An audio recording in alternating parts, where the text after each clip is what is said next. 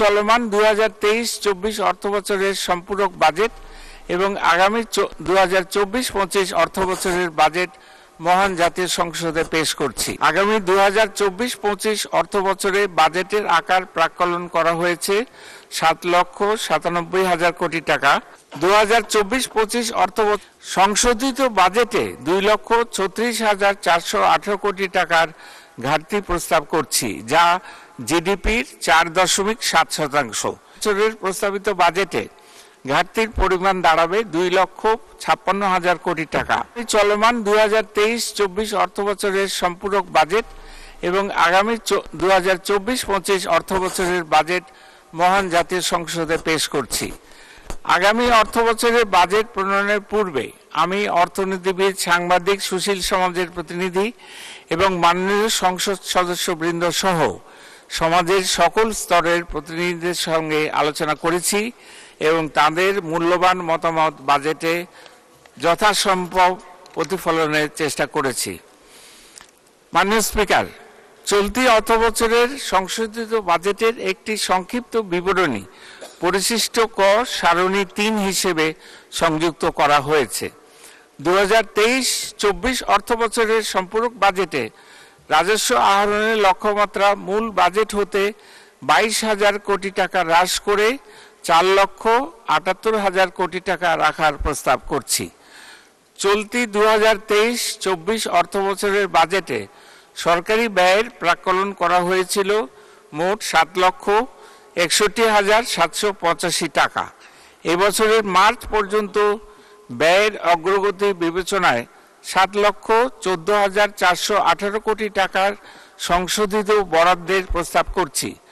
সংশোধিত বার্ষিক উন্নয়ন কর্মসূচির আকার 2,45,000 কোটি টাকা নির্ধারণের প্রস্তাব করছি।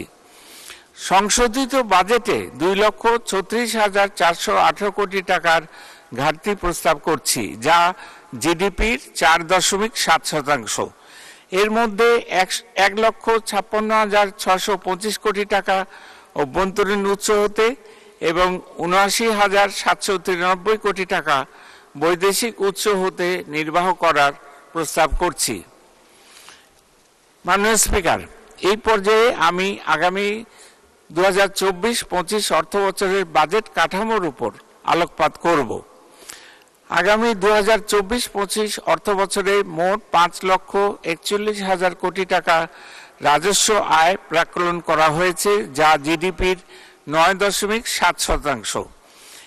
এর মধ্যে জাতীয় রাজস্ব বোর্ডের মাধ্যমে 4,80,000 কোটি টাকা এবং অন্যান্য উৎস হতে 61,000 কোটি টাকা সংগ্রহ করার প্রস্তাব করছি।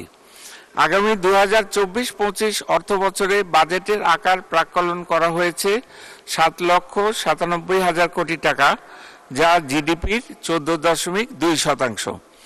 পরিচালন সহ অন্যান্য খাতে মোট 5,32,000 কোটি টাকা এবং বার্ষিক উন্নয়ন কর্মসূচিতে 2,65,000 কোটি টাকা বরাদ্দের প্রস্তাব করছি। আগামী 2024-25 অর্থবছরে সামাজিক অবকাঠামো, ভৌত অবকাঠামো এবং সাধারণ সেবা খাত এই 3টি অংশে বিভক্ত আমাদের সামগ্রিক ব্যয়ের কাঠামো পরিশিষ্ট ক এর সারণী 6 উপস্থাপন করা হয়েছে। 2024-25 অর্থবছরের প্রস্তাবিত বাজেটে ঘাটতির পরিমাণ দাঁড়াবে 2,56,000 কোটি টাকা, যা জিডিপির 4.6%। এই হার গত বাজেটে ছিল 5.2%। প্রস্তাবিত বাজেটে মোট ঘাটতির মধ্যে 1,60,900 কোটি টাকা অভ্যন্তরীণ উৎস হতে এবং 95,100 কোটি টাকা বৈদেশিক অর্থ হতে নির্বাহ করার জন্য প্রস্তাব পেশ করছি।